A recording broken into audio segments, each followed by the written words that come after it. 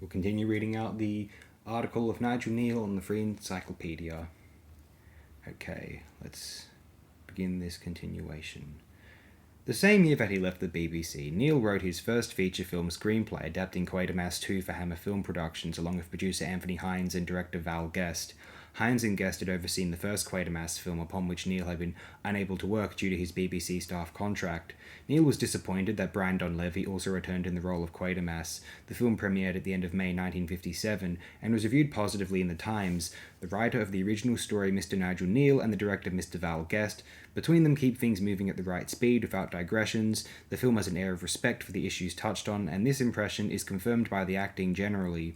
1957 also saw the release of another cinematic collaboration between Neal and Guest, when Neal adapted his 1955 play The Creature into The Abominable Snowman. In this case, Hammer retained the star of the BBC version, Peter Cushing.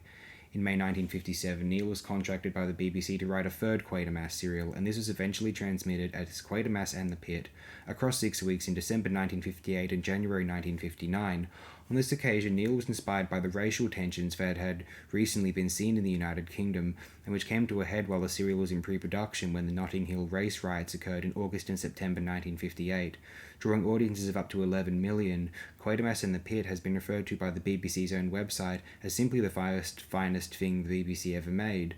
It was also included in the British Film Institute's TV 100 list in 2000, where it was praised for the themes and subtext it explored. In a story which mined mythology and folklore under the guise of genre, it tackled serious themes of man's hostile nature and the military's perversion of science for its own ends. Despite the success of the serial, Neal felt that he had now taken the character of Quatermass as far as he could.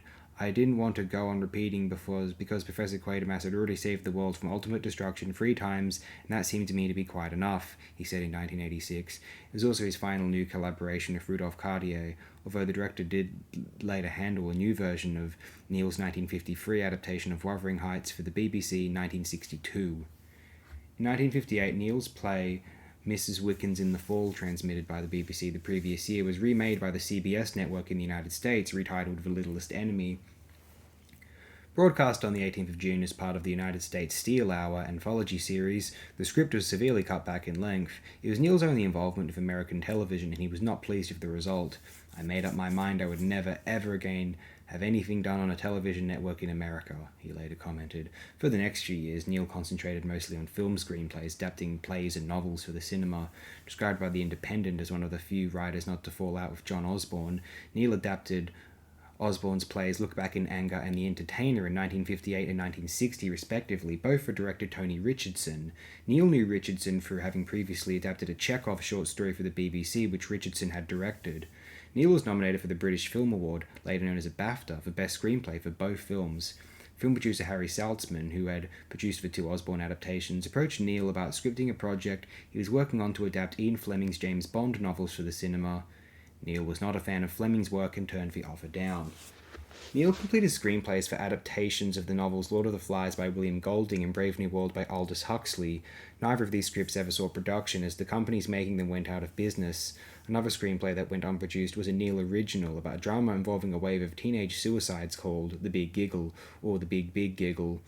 Written in 1965 while Neal was suffering from a mystery illness and forced to stay in bed for a long period, the concept was produced as a drama serial for the BBC before the corporation reconsidered the nature of the storyline and the possibility of copycat suicides.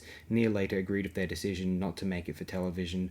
The production was nearly made as a film by 20th Century Fox, but John Trevelyan, chief executive of the British Board of Film Censors, forbade the script's production.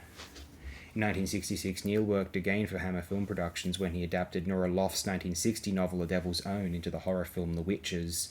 Neal had worked on the screenplay for the adaptation in 1961, the same year in which he had begun to adapt Quatermass and the Pit for Hammer. Like The Witches, the film version of Quatermass and the Pit took several years to reach the screen, eventually being released in 1967. Roy Ward Baker directed, with Andrew Keir starring as Quatermass. Neal was much happier with this version than the previous Hammer Quatermass adaptations, and the film was described by The Independent in 2006 as one of the best ever Hammer productions. Quatermass and the Pit was Neal's final credited film work. 1979's The Quatermass Conclusion was only released in cinemas in overseas markets after it was made for television in the UK, and he had his name removed from the credits of Halloween Free, Season of the Witch, 1982. We'll close it here and continue next time. We're at 5 minutes and we don't want to go Busted for copyright. Thanks again, everyone. I appreciate it oh so very immensely.